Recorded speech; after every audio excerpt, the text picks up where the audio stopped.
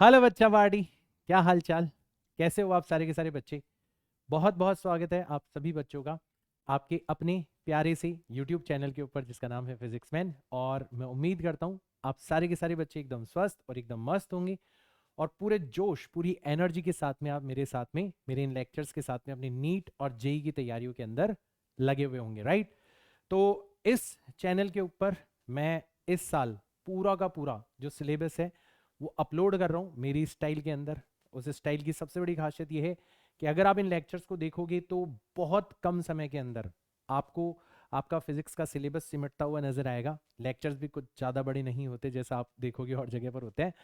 To the point हम बात करते हैं, थोड़ी सी टीचिंग स्टाइल डिफरेंट है। और सबसे बड़ा जो बेनिफिट मिलता है वो ये मिलता है कि बच्चा खुद से जब सवाल करने जाता है तो वो कहीं ना कहीं जो भी कुछ उसने क्लास में पढ़ा है उसको अप्लाई कर पाता है। मैं मतलब पढ़ाता ही कुछ इस तरीके से हूँ कि आपको टू द पॉइंट पता चल जाता है कि यार कौन सा कॉन्सेप्ट किस तरीके के सवाल में कैसे यूज करना है। और ये मेरे पिछले 10-12 सालों का फीडबैक है जो कि लगातार बच्चों से मुझे मिला है और अब इन लेक्चर्स के लिए भी मिल रहा है। इनफैक्ट ये लेक्चर्स बेस्ट वर्क हैं अभी तक का मेरा। मतलब मैं एक खजाने की तरह देख रहा हूँ कि भले ही आज इन लेक्चर्स के ऊपर बहुत ज़्यादा व्यूज़ नहीं आते, आज इन लेक्चर्स की व्यूज़ इतनी ज़्यादा नहीं है, इनकी पहुंच इतनी ज़्यादा नहीं है, बट कहीं ना कहीं किसी ना किसी समय अंतराल के अंदर ये लेक्चर्स जो हैं ये बच्चों की पसंद बनेंगे और बच्चे इन लेक्चर्स को देखेंगे भी और इन लेक्चर्स को और बच्चों तक पहुंचाएंगे भी, राइट? इसी लक्ष्य के साथ में मैं ये लेक्चर्स बना रहा हूँ, मतलब थोड़ा बड़ी सोच रखते हुए बना रहा हूँ, इसलिए मुझे अभी जो व्यूज वगैरह आ रहे हैं उससे कुछ ज़्यादा खास फर्क भी नहीं पड़ता, राइट? तो सीरीज को आगे बढ़ाते हैं। चैप्टर 7 पार्ट्स बी, दो पार्ट्स में डिवाइड किया है, तो दिस इज पार्ट बी। इसमें हम लोग मेनली रोटेशन और रोलिंग के बारे में पढ़ रहे हैं and this is lecture number 6। तो अब आप देख रहे हो यार, पहली बार किसी चैप्टर के अंदर सुभाष सर को इतने लेक्चर्स लग रहे हैं। उसका कारण क्या है? उसका कारण ये है कि ये जो टॉपिक है ना, रोटेशन एंड रोलिंग, ये बहुत बड़ा हवा बना हुआ है और इसके अंदर छोटी छोटी चीजें बस बच्चे को पकड़नी होती है और उनको सवालों के अंदर अप्लाई करना सीखना होता है। एक क्लैरिटी नहीं है मार्केट में, मैंने देखा है कि जो भी इस टॉपिक को पढ़ा रहा है बहुत ज्यादा कंफ्यूज कर दे रहा है बच्चों को, राइट? और कहीं ना कहीं एनसीईआरटी से बहुत ज्यादा दूर ले जा रहा है, जबकि एनसीईआरटी के अंदर इस चैप्टर को बहुत अच्छे से समराइज किया गया है, राइट? तो मैं क्या कर रहा हूँ, हर एक चीज के बारे में बहुत बारीकी से बात कर रहा हूँ। मैं आपको कई बार बता चुका हूँ कि हम एनसीईआरटी की लाइंस को इतना गहराई तक जाकर एनालाइज कर रहे हैं क्योंकि कहीं ना कहीं अच्छे क्वेश्चंस जो बनते हैं वो अच्छे कॉन्सेप्ट्स के ऊपर बनते हैं और अच्छे कॉन्सेप्ट जो है वो आपको थोड़ा समय देकर समझ में आते हैं। तो जो भी कुछ आप पढ़ रहे हो, भले एंगुलर मोमेंटम पढ़ रहे हो, टॉर्क पढ़ रहे हो, हर एक चीज को आप अच्छे से पढ़ो, थोड़ा टाइम दो, हर एक तरीके का सवाल करो, ढेर सारे क्वेश्चंस करो। ये मेरा मकसद है, इसलिए हम थोड़ा सा ज्यादा लेक्चर्स ले रहे हैं इस चैप्टर को खत्म करने के अंदर, ठीक है? तो आज का जो लेक्चर है उसका एजेंडा क्या है? सर आज के लेक्चर का एजेंडा बता दो। तो आज हमने जो कल हमारा जो लेक्चर था, ठीक है, उसके अंदर हमने प्रॉब्लम्स बेस्ड ऑन इक्विलिब्रियम अच्छे से समझा था। मतलब अब इतना अच्छा हो गया होगा आपका ये टॉपिक कि आप इंतजार करोगे कि यार सवाल आ जाए, बस इस टॉपिक के ऊपर सवाल आ जाए। पूरी दुनिया भले ही कर पाएगी नहीं कर पाएगी, हम जरूर कर देंगे। और वैसे ही आज हम बात करेंगे टॉपलिंग के बारे में। इतना ज्यादा कंफ्यूज कर रखा है बच्चों को इस टॉपिक के नाम पर। आज आप देखोगे कि अगर आपने अभी तक की चीजों को बहुत बारीकी से हर एक पॉइंट पर ध्यान देते हुए पढ़ा है तो टॉपलिंग जो है ये कोई नया टॉपिक है ही नहीं। ये सिर्फ और सिर्फ इक्विलिब्रियम का ही एक स्पेशल केस है, ठीक है? तो toppling on horizontal surfaces, toppling on incline surfaces and obviously through worked out examples हम लोग देखेंगे। मजा आएगा आज के लेक्चर के अंदर, बट हाँ ये जरूर कहूंगा कि थोड़ा फोकस रिक्वायर्ड होगा, थोड़ा लंबा लंबा डिस्कशन होगा हर एक केस के ऊपर। तो फोकस बनाए रखना और शुरुआत से लेकर आखिरी तक पूरा देखना इस लेक्चर को कॉपी पेन के साथ में, है ना? थोड़ा एक्टिव रहना, तब आपको बहुत अच्छे से समझ में आएगा, ठीक है? अच्छा, आप में से बहुत सारे बच्चे कंप्लीटली प्रिपरेशन मेरे साथ में करना चाहते हो, फिजिक्स की मेरे सारे लेक्चर्स, मेरी पीडीएफ वगैरह सब कुछ एक्सेस करना चाहते हो, तो यूट्यूब पर तो सिर्फ लेक्चर्स ही प्रोवाइड करवा सकता हूँ मैं। अगर आपको मेरा कंप्लीट मटेरियल चाहिए तो you will have to visit my website www.physicsman.in। इस वेबसाइट को आप विजिट करें और इस वेबसाइट के ऊपर आपको वो सब कुछ मिल जाएगा जो कि आपकी नीट और जेईई मेंस की प्रिपरेशन के अंदर आपको काफ़ी कुछ हेल्प कर सकता है। इनफैक्ट मैं आपको गारंटी देता हूँ कि अगर आपने इस वेबसाइट से पढ़ाई कर ली ना तो फिजिक्स के आपके जो मार्क्स हैं वो कम नहीं आ सकते, दैट इज गारंटीड, ठीक है? तो एक बार जरूर चेकआउट कर लेना इसको। शुरुआत करते हैं हमारा आज का लेक्चर। तो देखो टॉपलिंग इन जनरल सबको पता है ना, इन जनरल सबको पता है कि टॉपलिंग का मतलब क्या होता है, ठीक है। जैसे मान लो मैं एक एग्जांपल लूं, ठीक है, तो एक एग्जांपल मैं यहां पर लेता हूं, ठीक। ये एक ग्लास है मेरे हाथ में, ठीक है, ये ग्लास रखा हुआ है, ठीक, पानी भरा हुआ है इसके अंदर, तो मैं बहुत ज्यादा फोर्स नहीं लगाऊंगा। तो जब मैं इसके ऊपर फोर्स लगाता हूं ना, तो मैं देखता हूं कि यार ये आगे नहीं खिसकता, ये टिल्ट होने लगता है, टिल्ट होने लगता है। और मैं बहुत ज्यादा फोर्स लगाऊंगा तो ये पूरा का पूरा टिल्ट हो जाएगा। इसी को अपन कहते हैं टॉपलिंग, इसी को अपन कहते हैं टॉपलिंग, ठीक है। बहुत जनरल फिनोमिना है, मतलब आए दिन हमारे सामने ऐसा होता रहता है, हमने कभी इसके ऊपर ध्यान ही नहीं दिया, ठीक है। तो आज थोड़ा सा इसको ध्यान से देखते हैं, इसके अंदर हो क्या रहा है, कौन कौन से फोर्सेस लग रहे हैं, कौन कौन से टॉर्क लग रहे हैं, और हर एक चीज के बारे में अपन बारीकी से बात करते हैं, ठीक है। तो सबसे जो कॉमन शेप है वो अपन ले लेते हैं यहां पर, एक क्यूबॉइड ले लेते हैं अपन, ठीक है। तो ये एक सरफेस है, ठीक है, और इस सरफेस के ऊपर एक क्यूबॉइड रखा हुआ है, ठीक है। अब क्यूबॉइड रखा हुआ है बट उसका सिर्फ और सिर्फ एक फेज आपको नजर आएगा, ठीक है। तो ये हो गई इसकी हाइट, तो इसको अपन लिख लेते हैं हाइट h, और ये हो गई इसकी लेंथ, इसको अपन लिख लेते हैं लेंथ l। ये इसके ऊपर रखा हुआ है, ये एक रफ सरफेस है। आप देखोगे टॉपलिंग में फ्रिक्शन का बहुत बड़ा योगदान होता है, विदाउट फ्रिक्शन टॉपलिंग पॉसिबल नहीं है। तो ऐसा एक क्यूबॉइड आपका रखा हुआ है।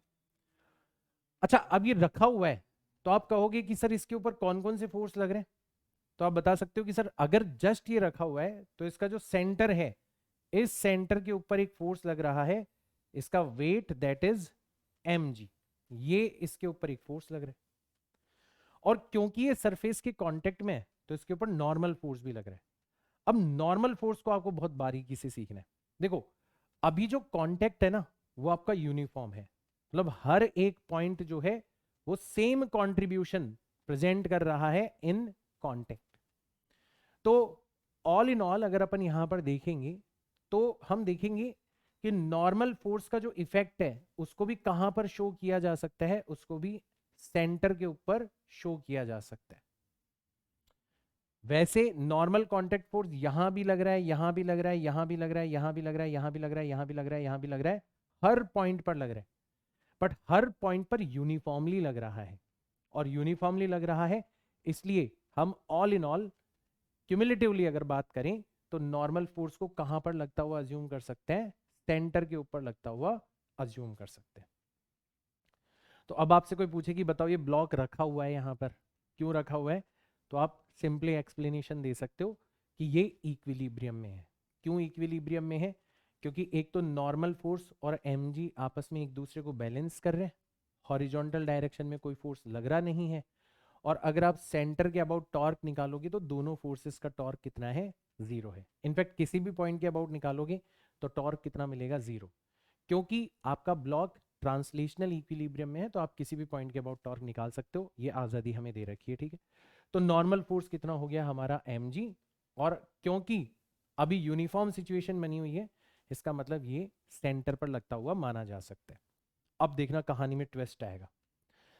अब क्या होता है कि जैसे ही आप इसके ऊपर मान लो यहां से कुछ हाइट पर, ये जो हाइट है ये हाइट है आपकी y, इस हाइट पर आप एक फोर्स लगाते हो, यहां पर आप एक फोर्स लगाते हो, और ये जो फोर्स है ये है कितना, F है। ये फोर्स आप इसके ऊपर लगाते हो।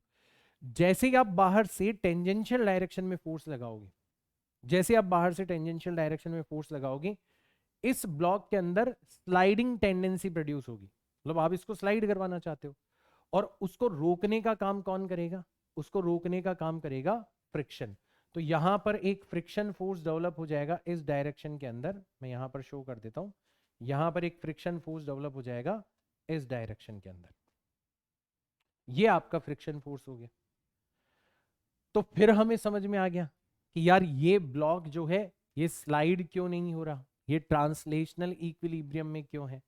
फिर से हमें नजर आ गया कि यार यहां पर फोर्सेस एक दूसरे को बैलेंस कर रहे हैं, वर्टिकल फोर्सेस आपस में एक दूसरे को बैलेंस कर रहे हैं, और हॉरिजॉन्टल फोर्सेस आपस में एक दूसरे को बैलेंस कर रहे हैं।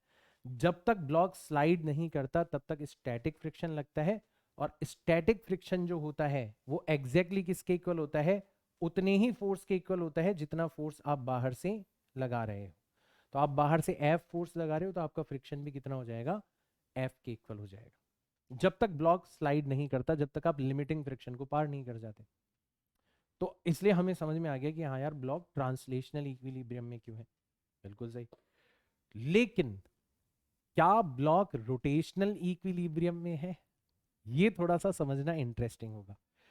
क्योंकि ब्लॉक ट्रांसलेशनल इक्विलिब्रियम में है तो हम किसी भी पॉइंट के अबाउट टॉर्क निकाल सकते हैं, किसी भी पॉइंट के अबाउट निकाल सकते हैं, जिस पॉइंट के अबाउट तुम चाहो। तो हम क्या करते हैं, हम इस पॉइंट के अबाउट टॉर्क निकालते हैं, ये वाला जो पॉइंट है ना, इसके अबाउट टॉर्क निकालते हैं, सेंटर के अबाउट। तो सेंटर के अबाउट हम देखेंगे ये वाला फोर्स जो है इसका भी टॉर्क प्रोड्यूस होगा। कितना टॉर्क प्रोड्यूस होगा वो अपन निकाल सकते हैं, force multiplied by perpendicular distance. ठीक है, तो इस वाले फोर्स का भी टॉर्क प्रोड्यूस होगा, और ये टॉर्क इस ब्लॉक को कैसे रोटेट करवाने की कोशिश करेगा, ये टॉर्क इस ब्लॉक को क्लॉकवाइज रोटेट करवाने की कोशिश करेगा, है ना। इस फोर्स की वजह से ब्लॉक जो है क्लॉकवाइज रोटेशन करने की कोशिश करेगा।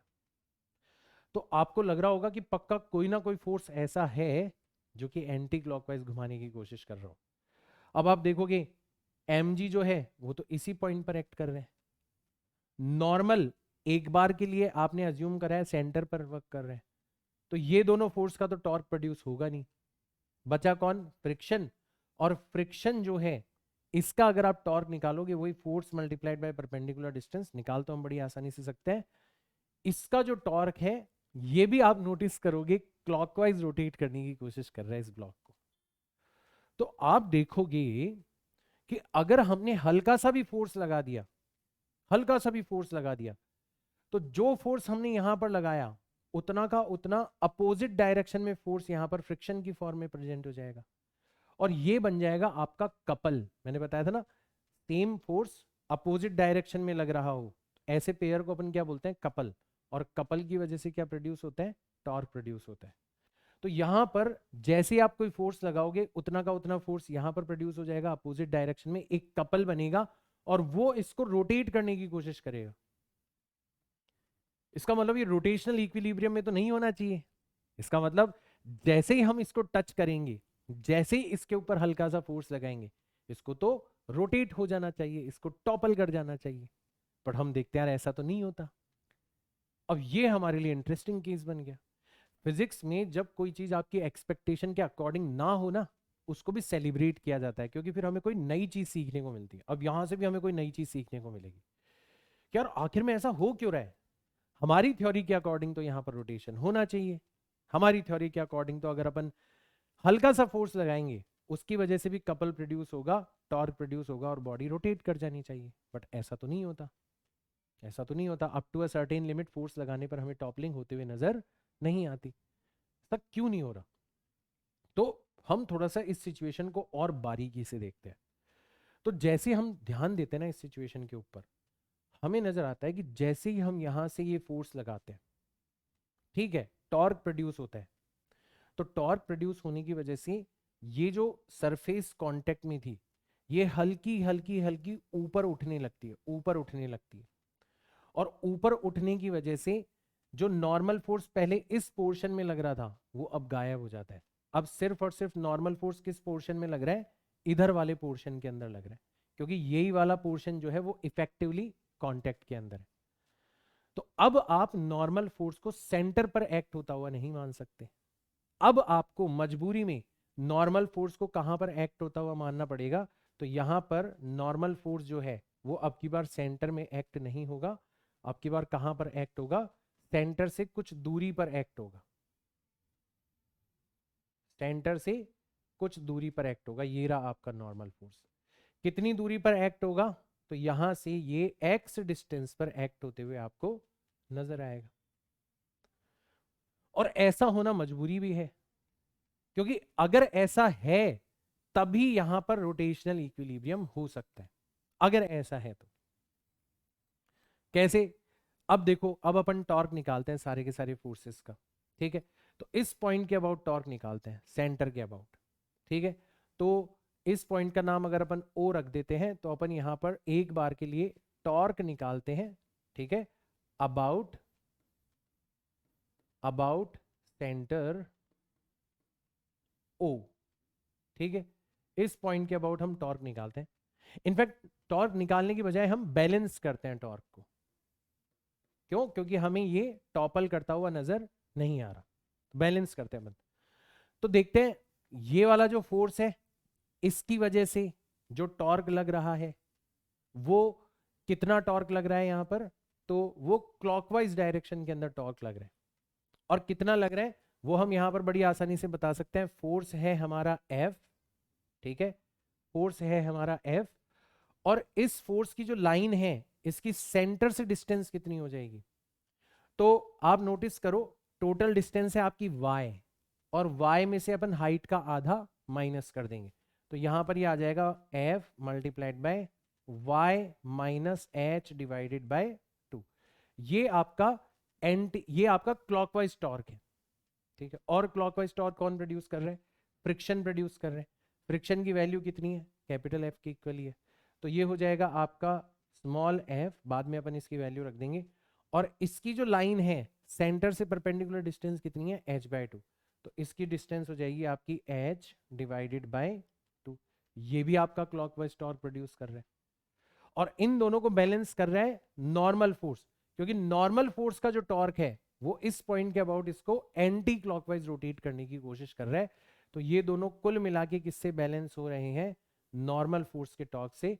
और नॉर्मल फोर्स की जो लाइन है सेंटर से कितनी परपेंडिकुलर डिस्टेंस पर है? x परपेंडिकुलर डिस्टेंस पर है, तो ये मल्टीप्लाइड बाय x, इतना टॉर्क आपका एंटी क्लॉकवाइज प्रोड्यूस हो रहा है।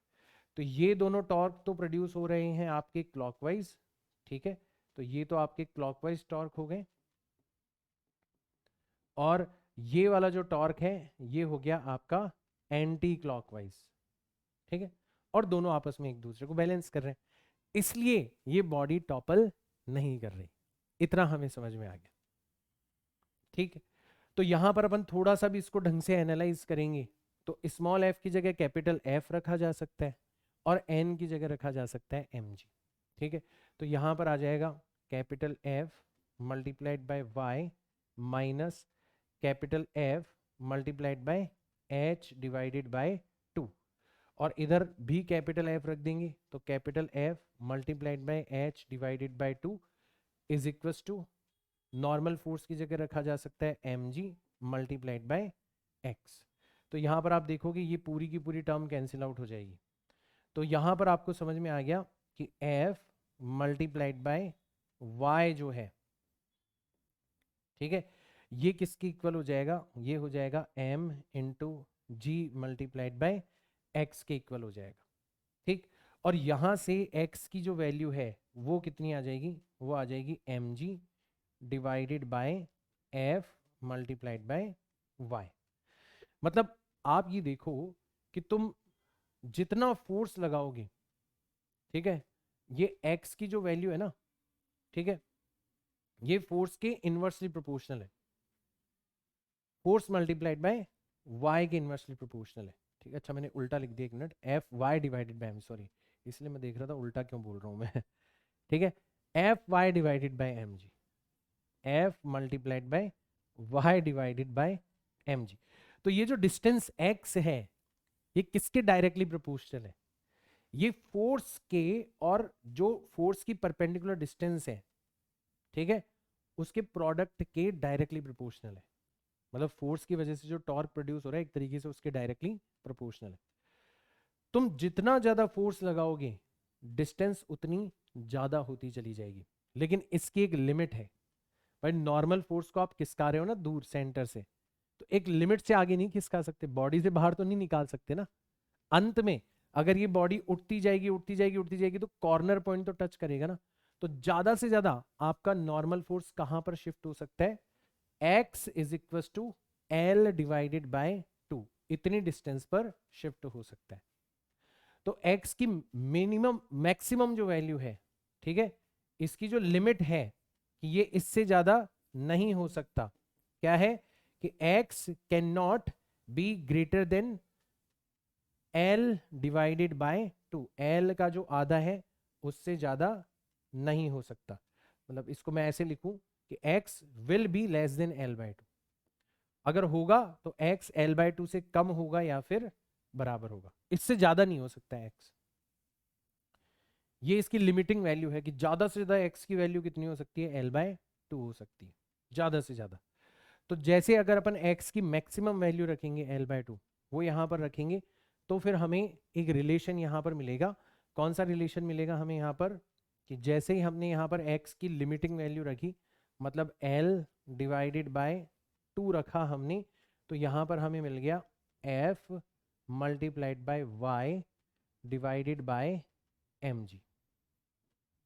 ठीक है, तो अब हमें टॉपलिंग करवाने के लिए, मतलब टॉर्क का जो बैलेंस है उसको ब्रेक करने के लिए कितना फोर्स लगाना पड़ेगा और कहां पर लगाना पड़ेगा। नॉर्मल फोर्स कहां पर लगेगा वो तो हमने चलो लिमिटिंग बिल्कुल कॉर्नर पॉइंट के ऊपर लगा दिया, बट अब फोर्स कितना लगाना पड़ेगा और कहां पर लगाना पड़ेगा ये इस इक्वेशन से गवर्न होगा। तो दोनों चीजें आपको दी जा सकती है, आपको y देके f पूछा जा सकता है। ठीक है, तो आपको हो सकता है y गिवन हो कि आपको किस हाइट पर फोर्स लगाना है, और आपसे f पूछा जाए। f क्या है, फोर्स रिक्वायर्ड फॉर टॉपलिंग, कितना आपको फोर्स रिक्वायर्ड होगा। तो यहां पर आप f की वैल्यू निकाल सकते हो, कितना फोर्स रिक्वायर्ड होगा, f is equal to m into g into l divided by 2y। इतना आपको फोर्स रिक्वायर्ड होगा अगर आप इस बॉडी को टॉपल करवाना चाहते हो। या फिर उल्टा क्वेश्चन भी पूछा जा सकता है, आपको f दिया जा सकता है कि इतना फोर्स आपको लगाना है, और पूछा जा सकता है कि बताओ कितनी हाइट पर लगाओगे कि बॉडी टॉपल कर जाए, मतलब y आपसे पूछा जा सकता है। दोनों प्रकार के क्वेश्चन आपसे यहां से पूछे जा सकते हैं। तो अब की बार आप कौन सा वाला फॉर्मूला यूज करोगे, y is equal to m into g into l divided by 2f। ये आप लोगों से दोनों चीजें पूछी जा सकती है। ठीक है, और एक और चीज कि अगर हमने ये जो बाहर से हम फोर्स लगा रहे हैं ये लिमिटिंग फ्रिक्शन से ज्यादा लगा दिया तो फिर स्लाइड हो जाएगी।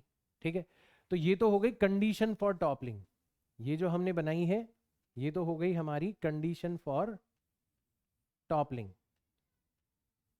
ठीक है, this is condition for toppling. ठीक, कि यहां से दोनों चीजें आपसे पूछी जा सकती है। एक कंडीशन हमें ऑलरेडी पता है, कौन सी वाली, कंडीशन फॉर स्लाइडिंग, ये तो हमें पहले से ही पता है, कंडीशन फॉर स्लाइडिंग। ब्लॉक आपका स्लाइड कब करता है, जब फोर्स जो हो वो किसके बराबर हो जाए, वो हो जाए आपका म्यू एन, फ्रिक्शन मतलब म्यू इंटू एन, तो म्यू एस इंटू एन, और एन की जगह यहां पर अपन क्या रख सकते हैं, एम जी। जब आपका फोर्स इसके बराबर या इससे ज्यादा हो जाएगा तब आप कह सकते हो कि ब्लॉक स्लाइड करने लगेगा।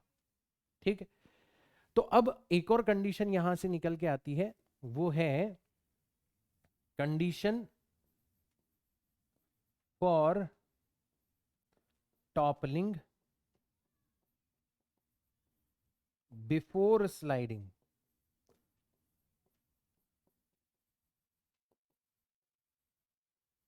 ठीक है, टॉपलिंग बिफोर स्लाइडिंग, आप चाहते हो कि ब्लॉक जो है वो स्लाइड करे, वहां तक की लिमिट पर आप फोर्स लगाओ, उससे पहले ही ब्लॉक क्या कर जाए, टॉपल कर जाए। तो उसके लिए आपको क्या करना पड़ेगा, आप स्लाइडिंग से पहले टॉपल करवाना चाहते हो, मतलब टॉपलिंग के लिए रिक्वायर्ड जो फोर्स है वो कम होना चाहिए और स्लाइडिंग के लिए रिक्वायर्ड फोर्स जो है वो ज्यादा होना चाहिए। इसका मतलब आप यहां पर कहना चाह रहे हो कि m g l divided by 2y, ये फोर्स रिक्वायर्ड फॉर टॉपलिंग है, ये कम होना चाहिए किसकी तुलना में, force required for sliding, mu s multiplied by m multiplied by g की तुलना में। तो यहाँ पे m से m चला गया, तो आप म्यू एस की वैल्यू निकाल सकते हो कि म्यू एस किससे ज्यादा होना चाहिए, तो यहां से आ जाएगा, यहां से आ जाएगा कि mu S should be greater then और इक्वल्स टू, ठीक है। तो m से m तो कट ही गया, g से g भी कट गया आपका, तो mu S should be greater then l divided by 2y। ये आपकी कंडीशन आ जाएगी फॉर टॉपलिंग बिफोर स्लाइडिंग। तो अब आप देखो कितने टाइप के क्वेश्चन आप लोगों से पूछे जा सकते हैं, कितने टाइप के क्वेश्चन पूछे जा सकते हैं। तो ये सारा का सारा जो डिस्कशन है, इसके अंदर कहीं भी हमने कोई भी नया हथियार यूज किया हो, कोई नया कॉन्सेप्ट यूज किया हो, तब तो अलग बात होती। हमने तो वही चीजें यूज करी है जो हम आज तक यूज करते आए हैं, कि भैया एक पॉइंट है और उस पॉइंट के अबाउट हम लोग टॉर्क निकाल रहे हैं। अच्छा, वो पॉइंट भी हम फ्री हैं लेने के लिए। मैंने सेंटर के अबाउट टॉर्क निकाला है, आप किसी और पॉइंट के अबाउट निकाल लो, कोई दिक्कत नहीं है। क्यों? क्योंकि बॉडी ट्रांसलेशनल इक्विलिब्रियम में, और हमें पता है कि अगर कोई बॉडी ट्रांसलेशनल इक्विलिब्रियम में होती है तो फिर टॉर्क किसी भी पॉइंट के अबाउट निकाला जा सकता है, इसमें कौन सी बड़ी बात है, ठीक है। बट अब क्योंकि ये क्वेश्चन बहुत टिपिकल क्वेश्चन है, बहुत ज्यादा पॉपुलर क्वेश्चन है, तो मैं चाहूंगा कि आप इस क्वेश्चन के अंदर जो कंडीशंस मैंने बताई हैं उनको आप डायरेक्ट ध्यान रखें। अब देखो अपन कुछ प्रैक्टिस कर लेते हैं ताकि आपको ये सारी की सारी चीजें और अच्छे से याद रह जाए, ठीक है। तो जैसे मान लो मैंने एक सवाल दिया आपको, अब इसी के देखना कितने वेरिएशन बन जाएंगे, कितने वेरिएशन बन जाएंगे, ठीक है ना। मैंने आपको एक सवाल दिया कि ये एक ब्लॉक है, एक रफ सरफेस के ऊपर रखा हुआ है, ठीक है। इस ब्लॉक का मास कितना है,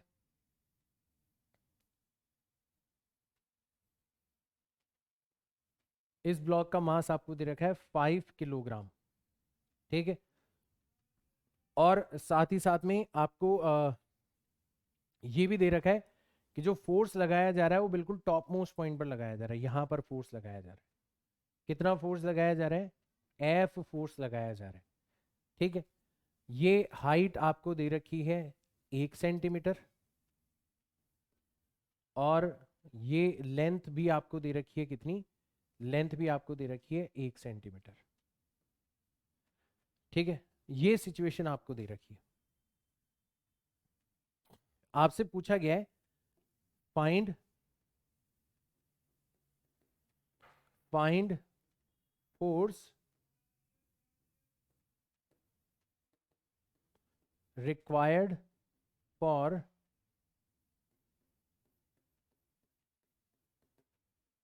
टॉपलिंग, ठीक है। फोर्स रिक्वायर्ड फॉर टॉपलिंग, कितना फोर्स हमें यहां पर रिक्वायर होगा टॉपलिंग के लिए।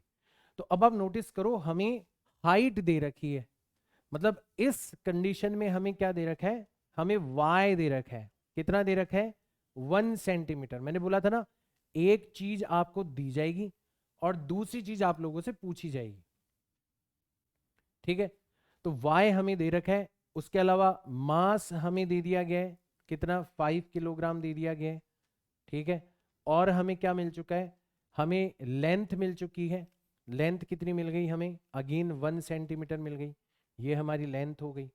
और हमसे क्या पूछा गया है, हमसे फोर्स पूछा गया है कि बताओ कितना फोर्स हमारा रिक्वायर्ड होगा।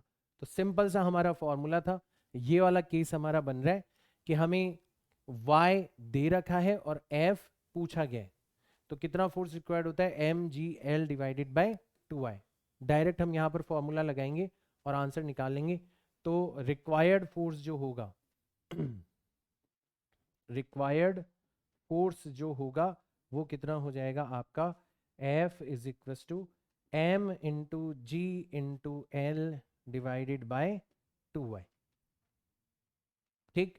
तो m कितना दे रखा है हमें यहाँ पर, m दे रखा है 5 किलोग्राम, g अपन ले लेते हैं एक बार के लिए 10, लेंथ हमें दे रखी है कितनी 1 सेंटीमीटर दे रखी है, और divided by 2 multiplied by y भी हमें दे रखा है 1 सेंटीमीटर। 1 सेंटीमीटर से 1 सेंटीमीटर चला गया, 50 डिवाइडेड बाय 2 करोगे तो हमें 25 न्यूटन का फोर्स रिक्वायर्ड होगा अगर हम इसको टॉपल करवाना चाहते हैं, ठीक है। 25 न्यूटन का हमें फोर्स रिक्वायर्ड होगा अगर हम इसको टॉपल करवाना चाहते हैं, तो राइट।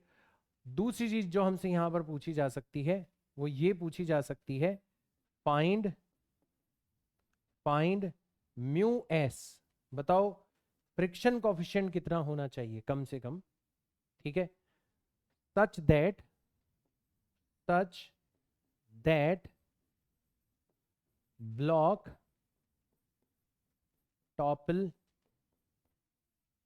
बिफोर स्लाइडिंग, स्लाइड करने से पहले आपका जो ब्लॉक है वो क्या कर जाए, टॉपल कर जाए। उसके लिए जो फ्रिक्शन कोफिशिएंट रिक्वायर्ड है उसकी मिनिमम वैल्यू कितनी होनी चाहिए। तो ये हमारा किस कैटेगरी का क्वेश्चन हो गया कि हमें म्यू एस पता करना है, ठीक है, टॉपलिंग बिफोर स्लाइडिंग, तो mu S L upon 2y इससे बड़ा या फिर इसके बराबर होना चाहिए। तो डायरेक्ट यहां पर भी हम लोग फॉर्मूला अप्लाई कर देंगे और म्यू एस की वैल्यू निकाल लेंगे। तो रिक्वायर्ड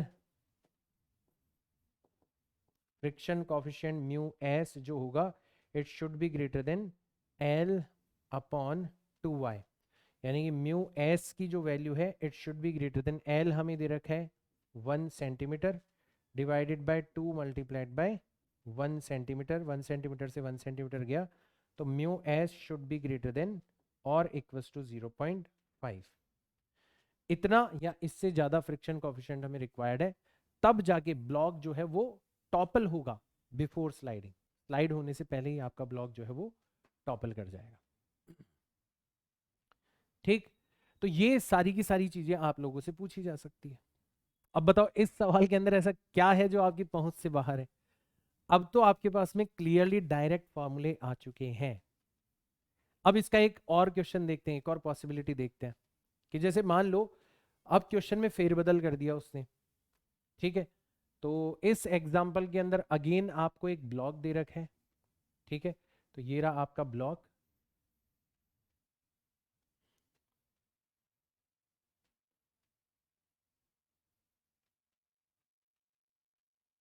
और ये एक सरफेस के ऊपर रखा हुआ है, ठीक।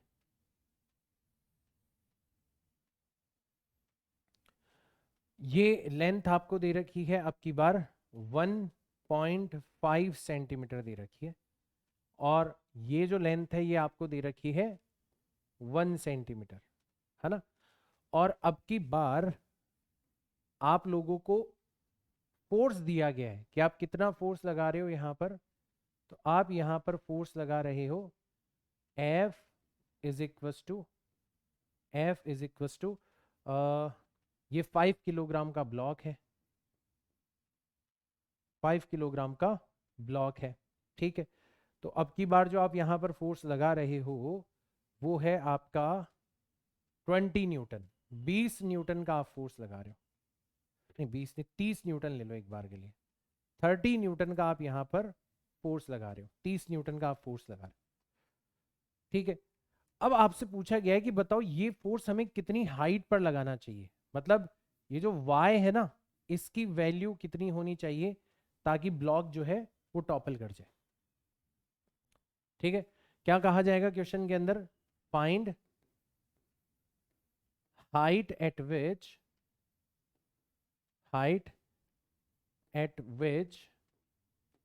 F is equals to 30 Newton force should be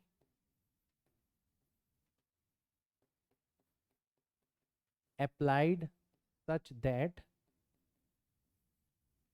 block topples, ठीक है। ऐसा आपको कहीं क्वेश्चन बना के दे दिया गया है।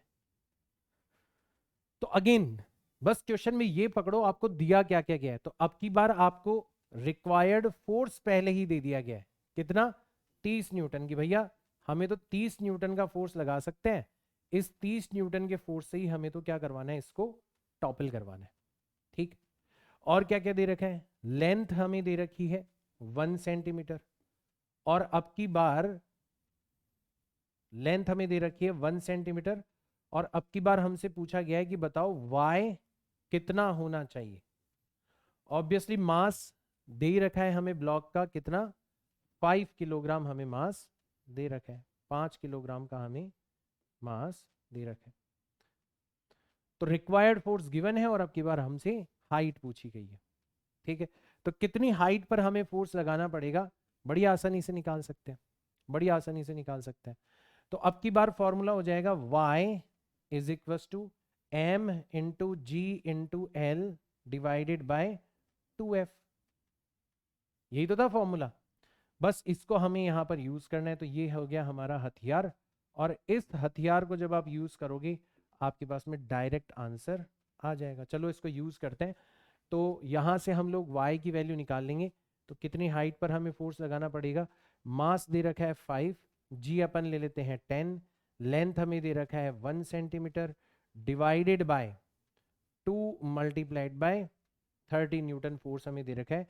जीरो से जीरो चला गया, 5 divided by 6, 5 divided by 6 centimetre आ गया, 5 डिवाइडेड बाय 6 सेंटीमीटर। और 5 डिवाइडेड बाय 6 सेंटीमीटर का मतलब हो जाएगा, आप इसको कैलकुलेट कर लेना, ठीक है ना, मतलब हाँ 1 सेंटीमीटर से छोटा है, 1 सेंटीमीटर से छोटा है। इतने हाइट पर आपको फोर्स लगाना पड़ेगा, इतनी हाइट पर आपको फोर्स लगाना पड़ेगा अगर आप इस ब्लॉक को टॉपल करवाना चाहते हो तो, अगर आप इस ब्लॉक को टॉपल करवाना चाहते हो तो, ठीक है। अगेन इसमें भी फिर आपसे क्वेश्चन पूछा जा सकता है। अब आपको हाइट पता पड़ गई, सब कुछ पता पड़ गया, तो अब आपसे पूछा जा सकता है फाइंड, सेकंड क्वेश्चन जो आपसे पूछा जा सकता है, ये तो फर्स्ट क्वेश्चन हो गया और ये हो गया आपका second question, find mu S coefficient of static friction such that toppling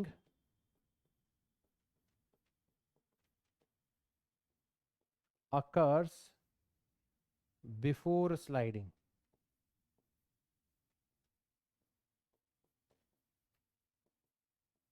before sliding, ठीक है।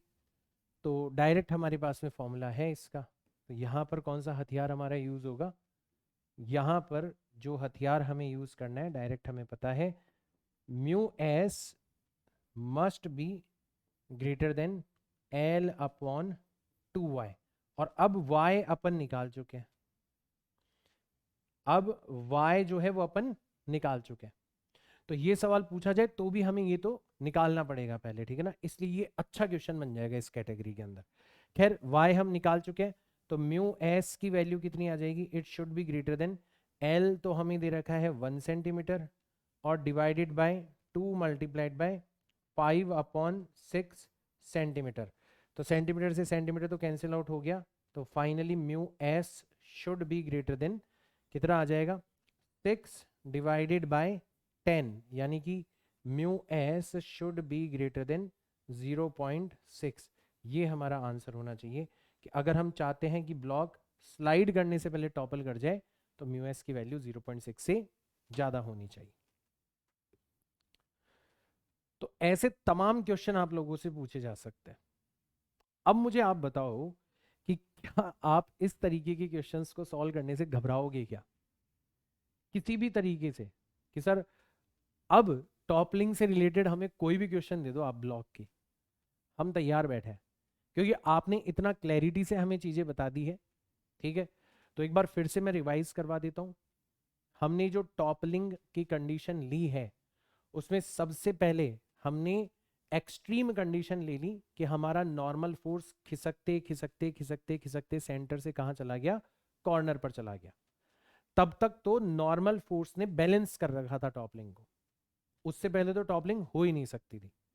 अब नॉर्मल फोर्स आपका चला गया कॉर्नर पर, अब क्या होने वाला है, तो अब हमने टॉर्क जो भी लग रहे हैं उनको बैलेंस किया और उससे कंडीशंस निकाल ली, कितना फोर्स लगाना है टॉपलिंग के लिए, कितनी हाइट पर लगाना है, और टॉपलिंग पहले हो स्लाइडिंग बाद में हो उसके लिए रिक्वायर्ड कोफिशिएंट ऑफ फ्रिक्शन कितना होगा।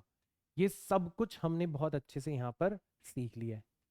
और अब मुझे बताओ कि इस तरीके का जो क्वेश्चन आपसे पूछा जाएगा उसमें यहां से आपको बाहर कुछ भी पूछा जा सकता है क्या, अगर कुछ भी पूछा जाएगा वो आपकी रेंज के अंदर होगा और आपके पास में डायरेक्ट एक फॉर्मूला होगा जिसको यूज करके आप इस तरीके के टॉपलिंग के क्वेश्चंस सॉल्व कर सकते हो।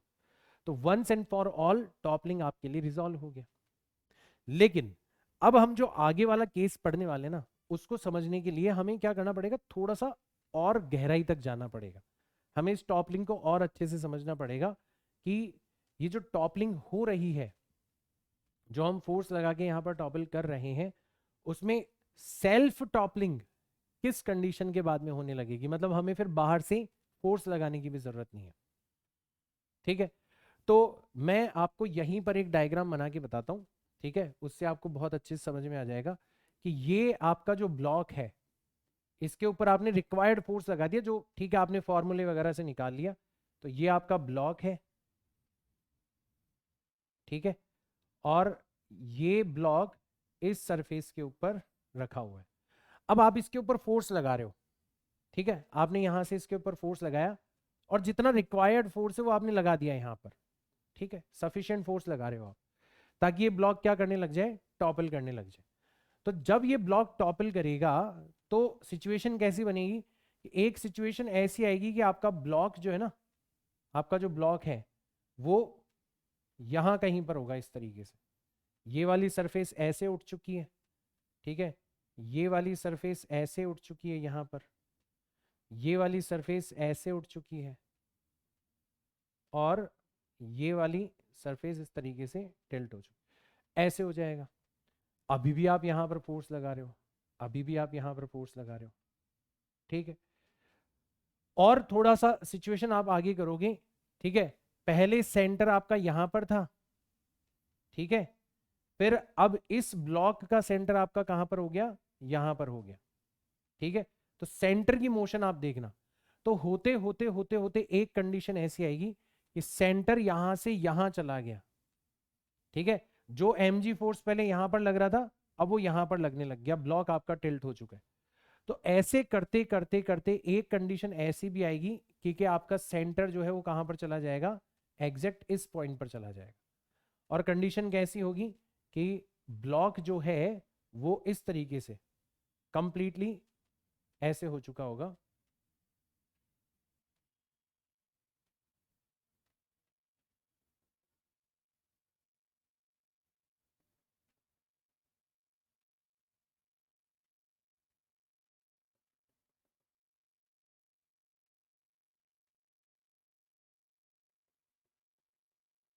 ये कंडीशन होगी।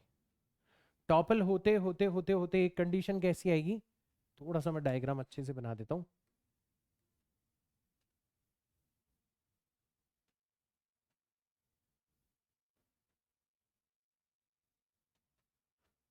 तो जैसे जैसे ब्लॉक आपका टॉपल होगा वैसे वैसे आपका सेंटर पहले यहां पर था अब यहां पर हो गया, एक कंडीशन ऐसी आएगी कि आपका सेंटर कहां पर चला जाएगा, एग्जैक्ट इस लाइन पर चला जाएगा।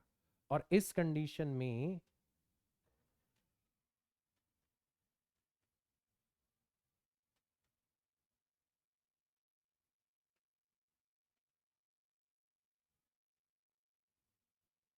बेस तो उठ के यहां पर चला गया,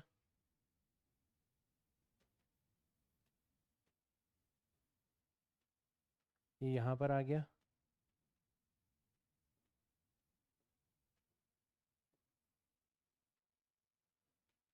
यहां पर आ गया, और ये यहां पर आ गया। इस तरीके की सिचुएशन हो जाएगी, ये सिचुएशन होगी। अब सर ये सिचुएशन क्यों खास है, देखो यहां पर आपको फोर्स की रिक्वायरमेंट है, यहां पर आपको फोर्स की रिक्वायरमेंट है, बट इस कंडीशन में या इससे आगे की जो कंडीशन है उसमें आपको फोर्स की रिक्वायरमेंट नहीं है।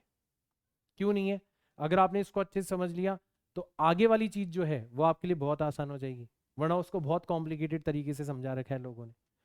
इसको बस अच्छे से समझ लो। सर इसलिए नहीं है क्योंकि अभी तो क्या हो रहा था कि यहां पर mg फोर्स एक्ट कर रहा था शुरुआत में, ठीक है, तो हम इसको ऐसे समझ सकते हैं कि अगर इस पॉइंट के अबाउट टॉर्क निकालेंगे तो फ्रिक्शन का टॉर्क जीरो हो जाएगा, नॉर्मल फोर्स का टॉर्क जीरो हो जाएगा।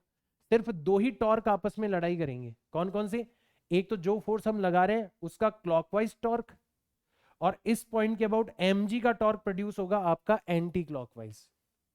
तो इसका क्लॉकवाइज टॉर्क और mg का एंटी क्लॉकवाइज टॉर्क जो है वो आपस में लड़ाई कर रहे होंगे, उन्हीं को हम बैलेंस करवा के हमारी कंडीशंस निकाल सकते हैं।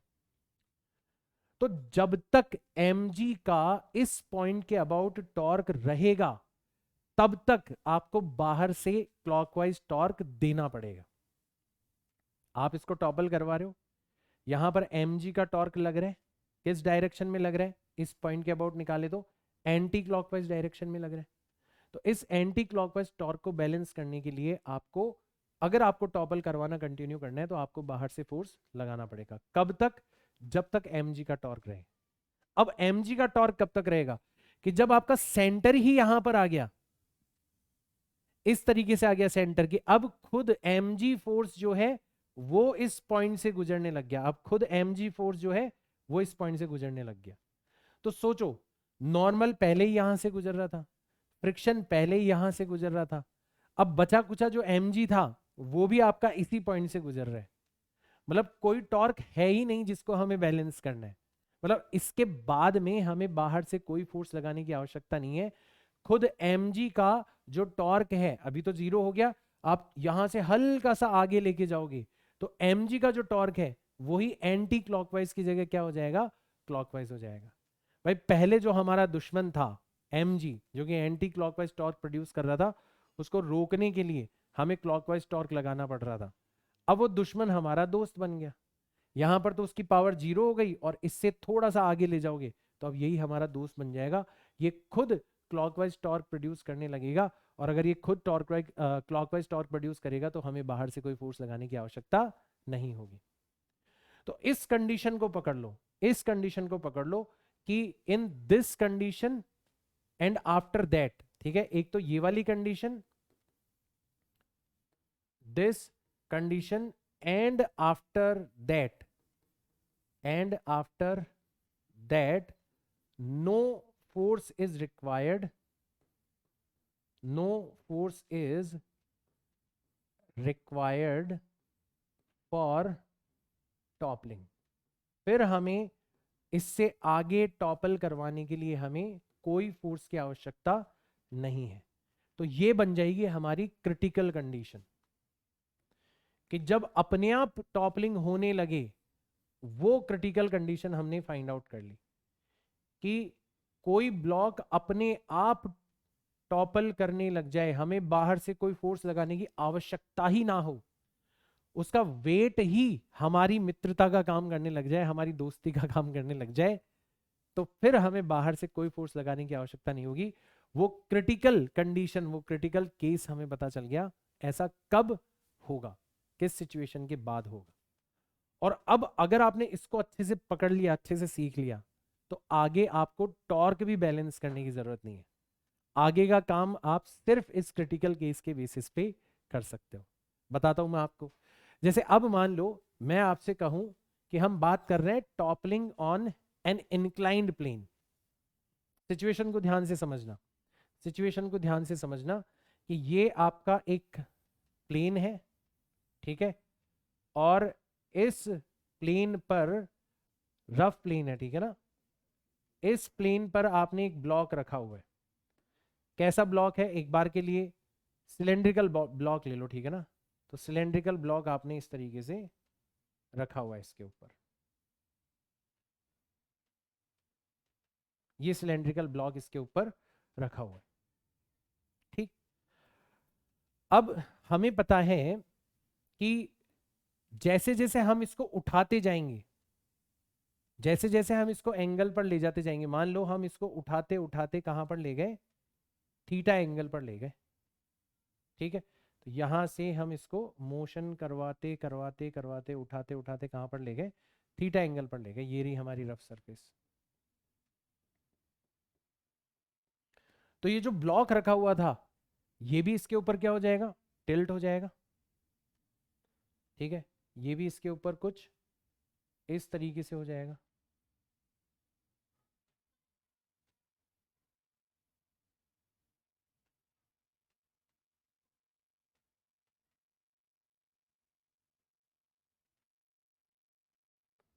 ऐसे हो जाएगा ये।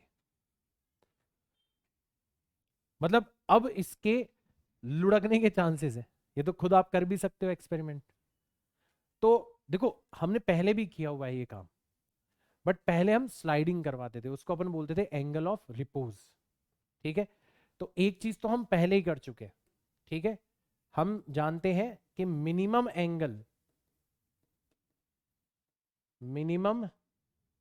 Angle required for block to slide, इसको हम क्या कहते हैं, इसको हम कहते हैं angle of repose. Angle of repose कहते हैं, और ये हम बहुत अच्छे से सीख चुके हैं हमारे न्यूटन्स लॉज ऑफ मोशन के अंदर। क्या होती थी कंडीशन कि आपका जो मिनिमम एंगल है, तो उसके लिए जो टेन थीटा है, टेन थीटा वो कितना होना चाहिए, म्यू एस के इक्वल होना चाहिए। तो इस कंडीशन से जो एंगल निकल के आता है वो हमारा होता है एंगल ऑफ रिपोज, मतलब theta is equal to tan inverse mu S.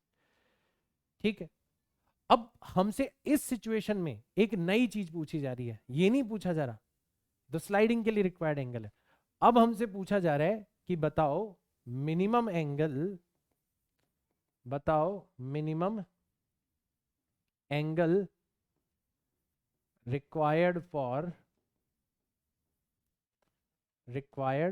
For toppling. Toppling के लिए रिक्वायर्ड मिनिमम एंगल बताओ, ये हमसे पूछा जा रहा है। अब तुम नोटिस करो कि हम सिर्फ और सिर्फ इसको ऊपर ले जा रहे हैं, सिर्फ और सिर्फ इसको ऊपर ले जा रहे हैं। मान लो थीटा एंगल ऊपर ले गए, बाहर से कोई फोर्स नहीं लगा रहे हम लोग, मतलब जो भी कुछ काम होना है वो अपने आप होना है, जो भी काम होना है वो अपने आप होना है। और अपने आप अगर हमें टॉपल करवाना है तो उसकी कंडीशन अभी अभी सर ने बताई थी कि अगर आपको अपने आप टॉपल करवाना है तो जिस कॉर्नर के अबाउट टॉपलिंग होगी mg फोर्स उसी पॉइंट से गुजरना चाहिए। तो इसका सेंटर यहां से कितनी हाइट के ऊपर होगा, आप बोलोगे सर अगर इसकी हाइट h है तो इसका सेंटर होगा h/2 हाइट पर, यहां पर होगा। और आप इसको उठाते उठाते उठाते इतने एंगल पर ले जाओ कि यहां पर लगने वाला जो फोर्स है mg वो खुद कहां से गुजरने लग जाए, इस कॉर्नर पॉइंट से गुजरने लग जाए। खुद mg कहां से गुजरने लग जाए, कॉर्नर पॉइंट से गुजरने लग जाए। इस एंगल पर या इससे ज्यादा एंगल पर ले जाओगे तो mg ही हमारा काम कर देगा, mg ही इसको टॉपल करवा देगा। यही तो बताया था अभी आपने, तो कितना आसान हो गया हमारे लिए। अब देखो ये एंगल हम कैसे निकालेंगे, ये जो हाइट है यहां से लेके यहां तक की जो हाइट है ये कितनी है, ये है h/2। कितनी, h/2। और ये जो हाइट है यहां से लेके यहां तक की ये है इस सिलेंडर की रेडियस r, ये है इस सिलेंडर की रेडियस r। नोटिस करो ये एंगल थीटा है तो ये वाला एंगल कितना हो जाएगा, ये वाला एंगल हो जाएगा 90 माइनस थीटा। अगर ये एंगल 90 माइनस थीटा है तो जो अंदर एंगल बन रहा है वो 90 माइनस थीटा हो जाएगा। और यहां पर 90 माइनस थीटा बनेगा तो ये वाला एंगल वापस से कितना बन जाएगा, आपका थीटा बन जाएगा, वापस से थीटा बन जाएगा। और अब 3 पॉइंट पकड़ लो आप, एक पॉइंट है ये O, एक पॉइंट है ये M, ठीक है, और एक पॉइंट है ये N। ऐसे 3 पॉइंट पकड़ लिया आपने।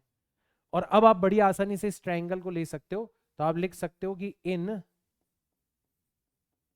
ट्रायंगल OMN, एक राइट एंगल ट्रायंगल आपको बनता हुआ नजर आ रहा है, और इसके अंदर जो 10 थीटा है वो आपको कितना नजर आ रहा है, तो इस थीटा के लिए परपेंडिकुलर तो बन गई रेडियस, तो परपेंडिकुलर तो बन गई रेडियस, और हाइट जो है बेस जो है वो हो गई हमारी हाइट का आधा h/2। तो यहां से हमारे पास में एक कंडीशन आ गई कि tan थीटा कितना होना चाहिए आपका, ट्वाइस ऑफ r/h होना चाहिए। अगर आप इसको इतने एंगल पर ले जाओगे जो इस इक्वेशन से निकाला जा सकता है, tan inverse twice of r/h, इतने एंगल पर ले जाने पर ये जो सिलेंड्रिकल ब्लॉक रखा हुआ है ये अपने आप क्या कर जाएगा, टॉपल कर जाएगा, अपने आप यहां पर आपको टॉपल करते हुए नजर आएगा। तो अब हमारे पास में दोनों कंडीशंस आ चुकी है। अब हमारे पास में minimum angle required for sliding भी आ चुका है, और अब हमारे पास में minimum angle required for toppling भी आ चुका है। तो अब अगर कोई हमसे पूछे कंडीशन नंबर 3, ठीक है, कि कंडीशन फॉर या coefficient of friction required for, ठीक है, टॉपलिंग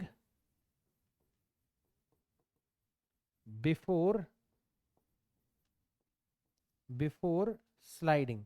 आप चाहते हो कि ब्लॉक इंक्लाइन प्लेन पर टॉपल कर जाए स्लाइड करने से पहले, मतलब स्लाइडिंग स्टार्ट हो उससे पहले टॉपलिंग होना स्टार्ट हो जानी चाहिए। इसका मतलब क्या हुआ कि जो टॉपलिंग के लिए रिक्वायर्ड एंगल है, जो टॉपलिंग के लिए रिक्वायर्ड एंगल है उसकी वैल्यू कम होनी चाहिए, वो छोटा होना चाहिए। जैसे मान लो इसकी वैल्यू हो गई 30 डिग्री, कि 30 डिग्री पर तो जाकर क्या हो जाना चाहिए टॉपल, और इसकी वैल्यू 30 से बड़ी होनी चाहिए, मान लो 35 डिग्री। भाई हम इन इक्वेशंस के अंदर वैल्यूज रखेंगे ना, तो मान लो ये 30 निकल के आ जाए और ये 35 निकल के आ जाए, इसका मतलब 30 डिग्री पर जाते ही आपकी टॉपलिंग हो जाएगी, स्लाइडिंग होने का सवाल बचेगा ही नहीं। तो ये कंडीशन आपसे पूछी जा सकती है, condition for toppling before sliding. तो इसके लिए हम क्या करेंगे कि टॉपलिंग के लिए रिक्वायर्ड जो एंगल है वो छोटा होना चाहिए, किसकी तुलना में, टॉपलिंग के लिए रिक्वायर्ड एंगल जो है वो छोटा होना चाहिए स्लाइडिंग के लिए रिक्वायर्ड एंगल ऑफ रिपोज की तुलना में। तो यहां पर जो कंडीशन है वो आ जाएगी हमारी कि टॉपलिंग के लिए जो एंगल रिक्वायर्ड है वो है twice of r upon h. भाई टेन थीटा जो होता है ना वो इंक्रीजिंग फंक्शन होता है, तो थीटा बड़ा होगा तो टेन थीटा भी बड़ा होगा, थीटा छोटा होगा तो टेन थीटा भी छोटा हो जाएगा। तो twice of r upon h ये है एंगल रिक्वायर्ड फॉर टॉपलिंग, मतलब इस टेन इनवर्स में आएगा बट मैं डायरेक्ट इसकी वैल्यू रख रहा हूं। It should be less than, छोटा होना चाहिए, ये किसकी तुलना में, म्यू एस की तुलना में। तो mu s must be greater than twice of r upon h, ये आपकी कंडीशन निकल के आ जाएगी अगर आप चाहते हो कि ब्लॉक टॉपल करे बिफोर स्लाइडिंग। ये वाली कंडीशन आपकी निकल के आ जाएगी। तो न्यूमेरिकल फॉर्मेट में आपको ये क्वेश्चन दिया जा सकता है। भाई आपको ये जो सिलेंड्रिकल ब्लॉक दे रखा है इसकी रेडियस दे दी जाएगी, इसकी हाइट दे दी जाएगी, और आपसे ये दो सवाल पूछे जा सकते, तीन सवाल इनफैक्ट पूछे जा सकते हैं।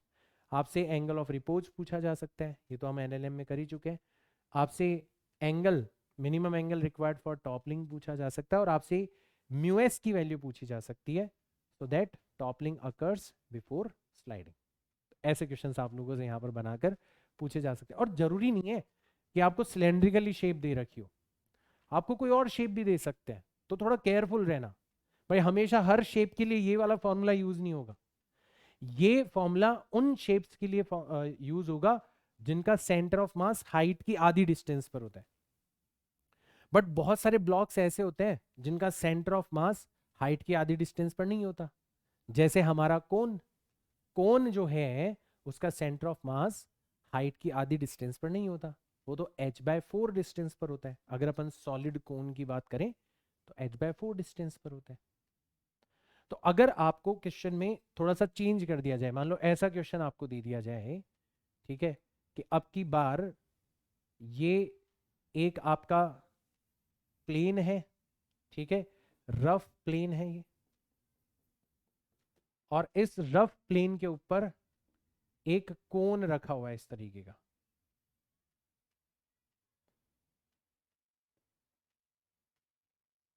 ये रखा हुआ है, ठीक है। इसकी रेडियस कितनी है, आर है, और इसकी हाइट कितनी है, इसकी हाइट है एच। ये एक ब्लॉक रखा हुआ है, ठीक है, कोन शेप का ब्लॉक रखा हुआ है। आपसे पूछा गया है कि बताओ इसको कितने एंगल पर ले जाया जाए। तो हम यहाँ पर वही कंडीशन ड्रॉ कर रहे हैं कि हम इसको यहाँ से उठा के कितने एंगल पर ले गए, क्रिटिकल एंगल थीटा पर ले गए। ये हमारी रफ सरफेस हो गई, सच दैट दिस ब्लॉक, ये जो ब्लॉक आपको नजर आ रहा है, इट टॉपल्स, ठीक है, ये टॉपलिंग करने लग जाए, लुढ़क जाए इसके ऊपर, ठीक है। तो ये जो आपने यहाँ पर कोन रखा हुआ है,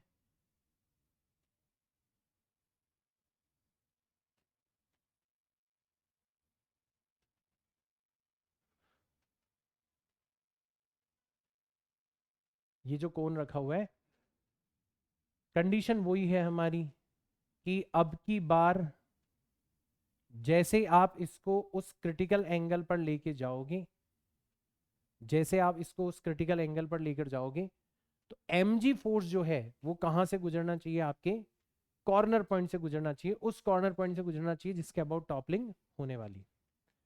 यानी कि mg, अब ध्यान देना, जो सॉलिड कोन होता है ना, उसका सेंटर ऑफ मास कहां पर होता है, तो हमें और ज्यादा एंगल पर बनाना चाहिए था इसको ताकि डायग्राम और अच्छा बन जाए। ठीक है, इसको थोड़ा और ऊपर ले जाते हैं ना, प्रॉपर डायग्राम बनेगा फिर।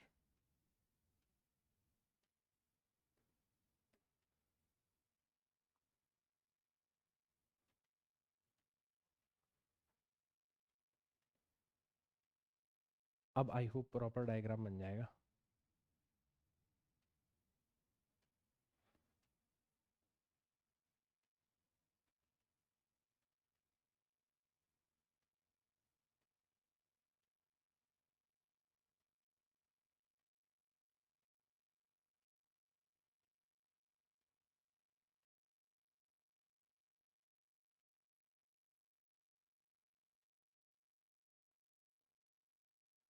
ठीक है, ऐसा।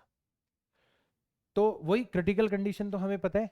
क्रिटिकल कंडीशन में क्या है कि जिस भी एंगल पर ये टॉपल करना स्टार्ट होगा, उस एंगल पर हम क्या ऑब्जर्व करेंगे, उस एंगल पर जो mg फोर्स है, यहां पर जो सेंटर ऑफ मास के ऊपर mg फोर्स लग रहा है, ये mg फोर्स कहां से गुजरने लगेगा, आपके कॉर्नर पॉइंट से गुजरने लगेगा। mg कहां से गुजरेगा, कॉर्नर पॉइंट से गुजरेगा। इसके और इस सिचुएशन के बाद में अपने आप mg हमारा काम करेगा और इसको टॉपल करवा देगा। ये तो पढ़ा था हमने, ठीक है। और सेंटर ऑफ मास जो होता है वो कितनी हाइट पर होता है, हमने ऑलरेडी पढ़ा हुआ है। सेंटर ऑफ मास होता है आपका h डिवाइडेड बाय 4 हाइट पर। और ये जो डिस्टेंस है, ये डिस्टेंस कितनी है आपकी, ये डिस्टेंस रेडियस r के इक्वल है। तो अब आगे का काम तो आप ज्योमेट्री से कर ही सकते हो। ये एंगल थीटा है, तो ये वाला एंगल कितना हो जाएगा, 90 माइनस थीटा हो जाएगा। ये 90 माइनस थीटा है, तो जो अंदर एंगल बन रहा है वो 90 माइनस थीटा, और ये वाला एंगल 90 माइनस थीटा है, तो ये वाला घूम फिर के वापस से कितना हो जाएगा, थीटा। वापस से ओ एम और एन, ये ट्राइंगल ले लेते हैं। तो ट्राइंगल ओ एम एन, इसके अंदर हम देखेंगे कि जो टेन थीटा है वो किसके इक्वल नजर आ रहा है, तो इस थीटा के लिए परपेंडिकुलर बन गई रेडियस, परपेंडिकुलर बन गई रेडियस, और हाइट हो गई हमारी h/4, बेस हो गई हमारी h/4, h डिवाइडेड बाय 4। तो यहां से आ गया कि टेन थीटा जो है वो कितना होना चाहिए, 4r डिवाइडेड बाय h होना चाहिए। मतलब अगर अपन इसको कंपेयर करें ना सिलेंड्रिकल ब्लॉक से, सेम डायमेंशन वाले सिलेंड्रिकल ब्लॉक से, सेम हाइट और सेम रेडियस वाले सिलेंड्रिकल ब्लॉक से, तो हमें दुगने एंगल पर जाना होगा। इसलिए मैंने इस डायग्राम को दोबारा से ड्रॉ किया था, थोड़ा और ऊपर बनाया था हमने। ठीक है, तो ऐसे क्वेश्चन भी आप लोगों से पूछे जा सकते हैं। तो this is minimum angle, this is minimum, मतलब इससे जो निकलेगा, this is minimum angle required for toppling. ऐसे आपसे क्वेश्चन यहां पर शेप बदल के भी पूछे जा सकते हैं। इनफैक्ट शेप्स को कंपेयर भी करवाया जा सकता है। जैसे आपसे पूछा जा सकता है कि एक तो आपकी सिलेंड्रिकल शेप है और एक सेम डायमेंशन की आपकी कॉनिकल शेप है। सेम डायमेंशन का मतलब है हाइट और रेडियस सेम है। तो बताओ दोनों को अगर एक सरफेस पर रखकर सरफेस को इंक्लाइन किया जाए तो पहले कौन टॉपल होगा, पहले कौन टॉपल होगा। तो अब आपके पास में आंसर है कि सिलेंड्रिकल ब्लॉक जो है वो पहले टॉपल होगा in comparison with conical block. तो कोई और ब्लॉक दिया जा सकता है, उसका सेंटर ऑफ मास किसी और हाइट पर होगा, उससे कंपेयर करवाया जा सकता है। ऐसे सवाल भी आप लोगों से पूछे जा सकते हैं। अच्छा, यहां पर भी आपसे पूछ लिया जाए कि बताओ condition for toppling before sliding, slide होने से पहले टॉपलिंग हो जाए उसकी कंडीशन क्या है। तो आप वही करोगे कि सर जो टॉपलिंग के लिए रिक्वायर्ड एंगल है 4r डिवाइडेड बाय h, ये छोटा होना चाहिए एंगल ऑफ रिपोज, और एंगल ऑफ रिपोज कितना होता है, टेन थीटा म्यू एस के इक्वल होता है। तो डायरेक्ट टेन थीटा को कंपेयर कर लो, थीटा को कंपेयर करने की जरूरत नहीं है। तो mu s must be greater then 4r divided by h होना चाहिए। मतलब रिक्वायर्ड कोफिशिएंट ऑफ फ्रिक्शन जो है ना, वो भी आपका डबल होना चाहिए। किसकी तुलना में, सिलेंड्रिकल ब्लॉक की तुलना में, अगर आप चाहते हो कि स्लाइडिंग से पहले टॉपलिंग हो जाए। तो ऐसे क्वेश्चन आप लोगों से पूछे जाएंगे। तो अब मैं उम्मीद करता हूं कि आप लोगों को इनसे घबराहट नहीं होगी। दोनों वजह से नहीं होगी, एक तो आपने इनको समझा भी अच्छे से, एक एक चीज हमने बारीकी से समझी है, ठीक है। और दूसरा, अब हमारे पास में डायरेक्ट फॉर्मूले भी हैं, डायरेक्ट कंडीशंस भी है हमारे पास में, हम उनको यूज करके ये सारी की सारी चीजें अच्छे से सॉल्व कर सकते हैं। अब एक लास्ट केस हम लोग और यहां पर स्टडी कर लेते हैं, ठीक है। Toppling of a car in circular turn, ठीक है। तो सर्कुलर टर्न के केस में क्या हुआ, जैसे मान लो ये आपने एक सर्कुलर टर्न लिया,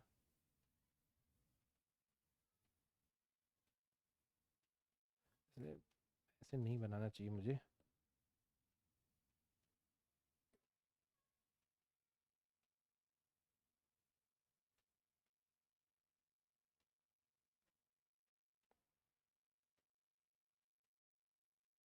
ये आपका एक सर्कुलर टर्न है, ठीक है। और इस सर्कुलर टर्न के ऊपर एक कार आपको यहां पर चलते हुए दिख रही है,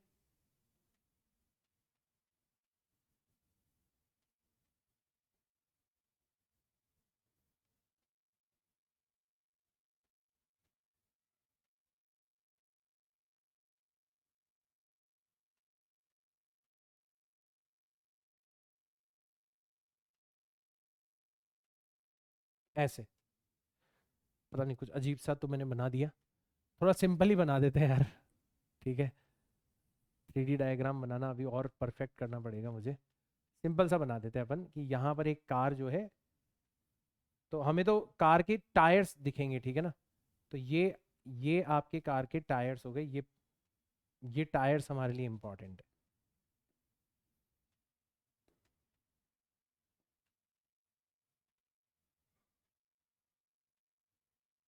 टायर्स हमारे लिए इंपॉर्टेंट। तो ये कार जो है इस सर्कुलर टर्न के अंदर मूव कर रही है, ठीक। तो एक चीज तो हम पहले स्टडी कर चुके हैं, एक चीज हम पहले स्टडी कर चुके हैं, ठीक है। Maximum safe speed such that car does not slide या skid away। ये तो हम पहले ही पढ़ चुके हैं, ये तो हम पहले ही पढ़ चुके हैं कि अगर मान लो इस सर्कुलर टर्न की रेडियस कितनी है, r है, और कॉफिशिएंट ऑफ फ्रिक्शन कितना है, म्यू एस है इस सर्कुलर टर्न का। तो ये तो हम पहले ही पढ़ चुके हैं कि हमारी जो मैक्सिमम सेफ स्पीड होगी, ठीक है, मैक्सिमम सेफ स्पीड वो कितनी होनी चाहिए, वो होनी चाहिए root mu s multiplied by r multiplied by g. इससे ज्यादा स्पीड पर अगर हम कार को चलाएंगे तो कार स्किड हो जाएगी बाहर की तरफ, फिसल जाएगी बाहर की तरफ। ये तो हम पहले ही पढ़ चुके हैं न्यूटन्स लॉज ऑफ मोशन के अंदर। अब यहां पर एक और इंटरेस्टिंग केस बनेगा। कौन सा केस बनेगा, कि अगर आप बहुत ज्यादा स्पीड से चलाओगे ना, तो हो सकती है ये कार स्किड तो हो ना हो वो एक अलग बात है, हो सकती है कार टॉपल कर जाए, लुढ़क जाए। और ऐसे भी होते हैं, बहुत बार आप देखा होगा कि ऐसे ही एक्सीडेंट होते हैं कि कार की स्पीड इतनी ज़्यादा होती है, इतनी ज़्यादा होती है कि जब वो टर्न लेने की कोशिश कर रही होती है तो वो लुढ़कते लुढ़कते लुढ़कते आपको बाहर जाती हुई नजर आती है। जस्ट स्लाइड होते हुए बाहर जाते हुए नजर नहीं आती, वो पलटियां खाते हुए आपको बाहर जाते हुए नजर आती। तो उस केस को हम कैसे समझेंगे, ठीक है। तो आप बोलोगे सर अभी अभी आपने हमें टॉपलिंग एक्सप्लेन किया था, तो टॉपलिंग के लिए कोई ना कोई फोर्स तो रिक्वायर्ड होता है, विदाउट फोर्स लगाएं कैसे कोई कार या कोई ब्लॉक टॉपल करेगा, तो यहाँ पर कौन फोर्स लगा रहा होगा, तो यहाँ पर हमें लगाने की जरूरत नहीं है। जब भी कोई ऑब्जेक्ट सर्कुलर पाथ के अंदर होता है तो अपने आप बाहर की तरफ उसके ऊपर एक शूडो फोर्स लगता है। तो अगर मान लो इसका सेंटर यहाँ पर है, इस कार का सेंटर ऑफ मास जो है वो कहां पर है, COM जो है वो इस पॉइंट के ऊपर है। तो एक तो अवे फ्रॉम द सेंटर एक फोर्स यहां पर लग रहा होगा, that is mv² divided by r। एक तो ये फोर्स लग रहा होगा, एक तो ये फोर्स लग रहा होगा। तो हमें जिस फोर्स की तलाश थी वो फोर्स हमें मिल गया कि सर ये वाला फोर्स यहां पर लग रहा है, ये हो सकता है इसको टॉपल करवा दे। अच्छा, अगर ये कार पलटेगी भी तो इस पहिए के ऊपर पलटेगी, तो ये बन जाएगा हमारा कॉर्नर पॉइंट। तो कोई पूछे नॉर्मल फोर्स कहां पर वर्क करेगा, तो इस पहिए के ऊपर। वैसे तो दोनों के ऊपर करेगा, बट इस केस में हमारे इस पहिए के ऊपर नॉर्मल फोर्स वर्क करेगा। ठीक है, अंत तक कांटेक्ट में तो यही पहिया रहेगा, ये वाला पहिया तो उठ के कार पलट जाएगी। ठीक, और फ्रिक्शन, क्योंकि कांटेक्ट में ये वाला पॉइंट है, तो कार बाहर की तरफ स्किड होना चाहती है, उसको रोकने के लिए फ्रिक्शन किस डायरेक्शन में लग रहा है, फ्रिक्शन इस डायरेक्शन के अंदर लग रहा है, फ्रिक्शन इस डायरेक्शन के अंदर लग रहा है। और रही बात वेट, तो वेट mg जो है वो आपको किस डायरेक्शन के अंदर लगते हुए नजर आएगा, वेट mg आपको इस डायरेक्शन के अंदर लगते हुए नजर आएगा। ऐसे आपके सारे के सारे फोर्सेस लगेंगे। तो सबसे पहले तो हम नहीं चाहते स्किड हो, तो स्किड ना हो उसके लिए हमने क्या कर दिया, फोर्सेस को बैलेंस कर दिया। तो नॉर्मल फोर्स mg के इक्वल हो गया, तो वर्टिकल फोर्सेस बैलेंस हो गए, और mv²/r जो है वो f के इक्वल हो गया, तो हॉरिजॉन्टल फोर्सेस भी आपस में इक्वल हो गए। ट्रांसलेशनल इक्विलिब्रियम आ गया, कार खिसकने वाली तो नहीं है। अब अपन बात करते हैं टॉपलिंग की, रोटेट ना हो, तो रोटेशनल इक्विलिब्रियम की बात करते हैं। क्योंकि सारे के सारे फोर्स बैलेंस हो रहे हैं, तो हम किसी भी पॉइंट के अबाउट टॉर्क निकाल सकते हैं। तो हम अक्सर किस पॉइंट के अबाउट टॉर्क निकालते हैं, जो हमारा लास्ट कांटेक्ट पॉइंट होता है, ये वाला पॉइंट, इसके अबाउट हम लोग टॉर्क निकालते हैं। तो इसका नाम हमने रख दिया, इसका नाम हमने रख दिया कांटेक्ट पॉइंट। इसके अबाउट हम लोग क्या निकालते हैं, यहां पर टॉर्क निकालने की कोशिश करते हैं। चलो देखते हैं टॉर्क निकाल के क्या होता है, और फिर उनको बैलेंस करने की कोशिश करते हैं। ठीक है, तो यहां पर हम लोग कर रहे हैं बैलेंस, किसको, टॉर्क्स को बैलेंस कर रहे हैं। ठीक है, अबाउट जो कांटेक्ट पॉइंट मैंने आपको दिखाया है उसके अबाउट, इस कांटेक्ट पॉइंट के अबाउट हम लोग टॉर्क को बैलेंस करने की कोशिश करते हैं।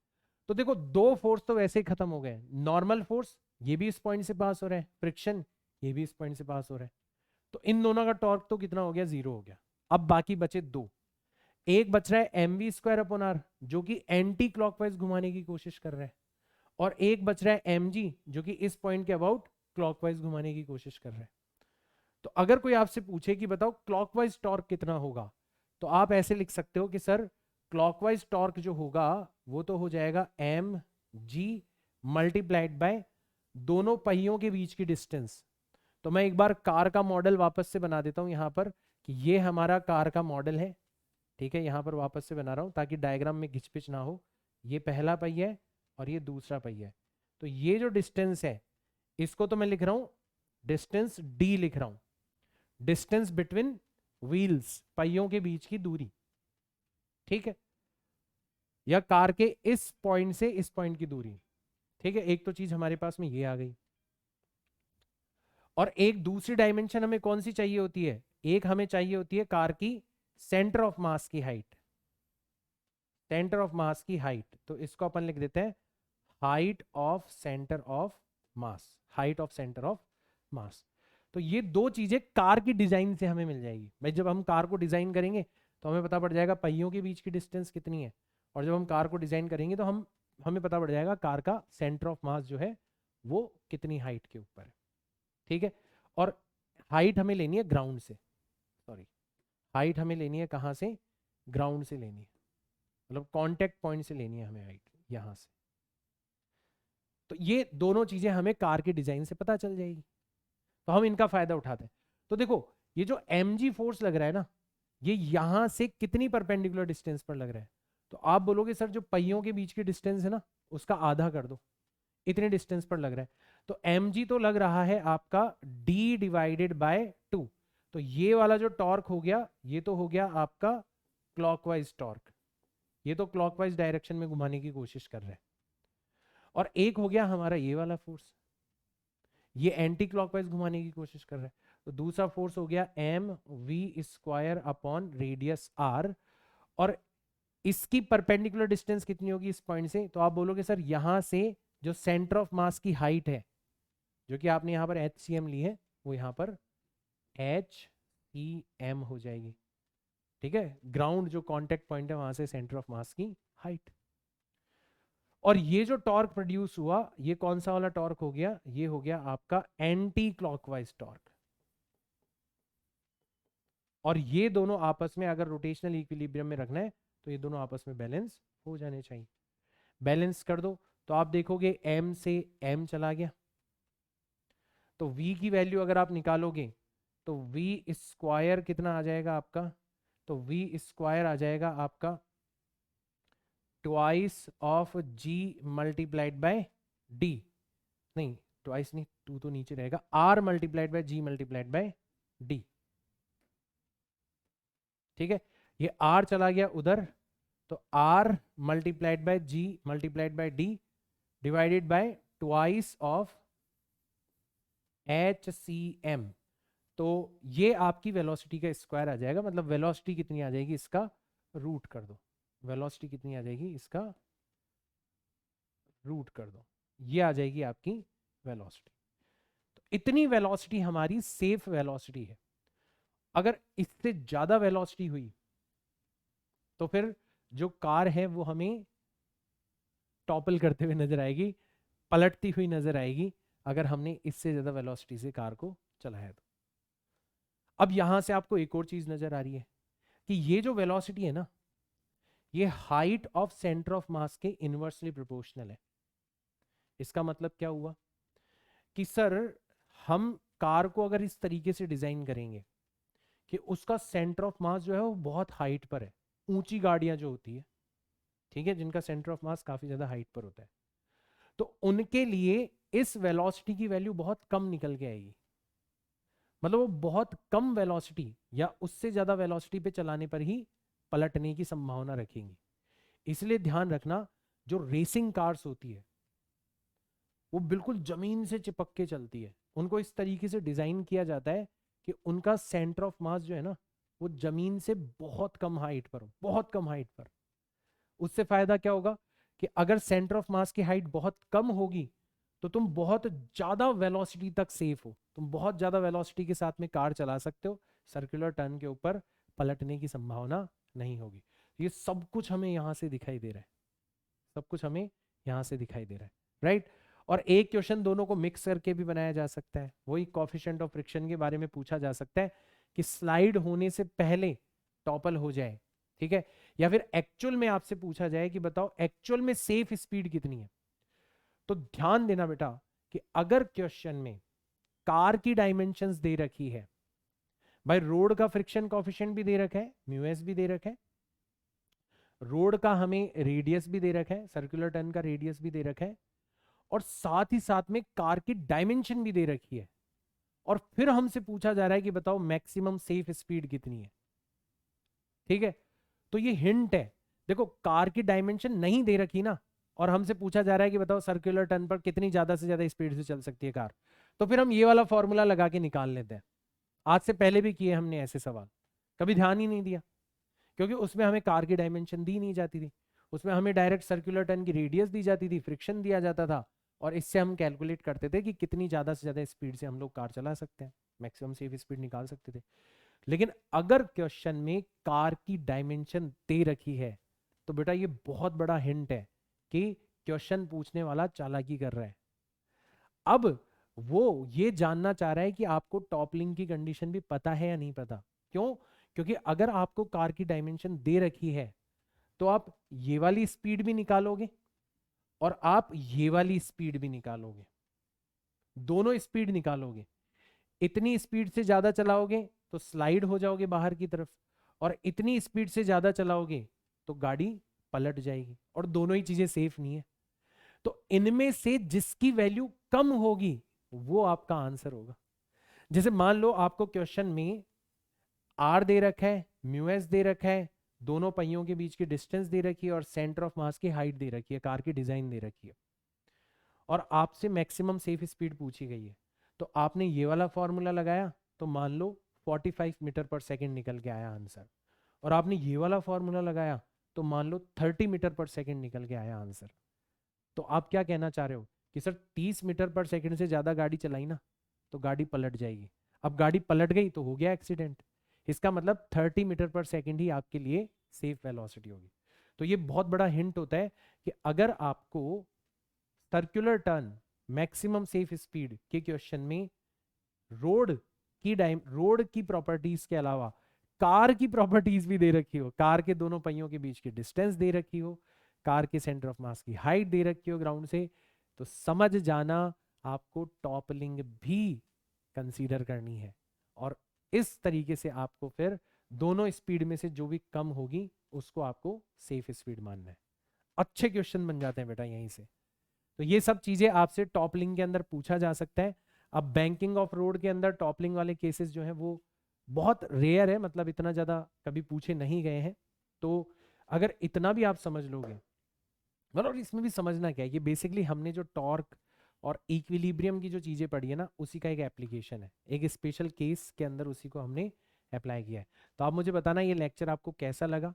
मैंने बहुत आराम आराम से हर एक चीज को अच्छे से एक्सप्लेन करते हुए आपको समझाया है, ताकि टॉपलिंग और रोटेशनल इक्विलिब्रियम का जो डर आपके दिमाग में है वो हमेशा हमेशा के लिए दूर हो जाए।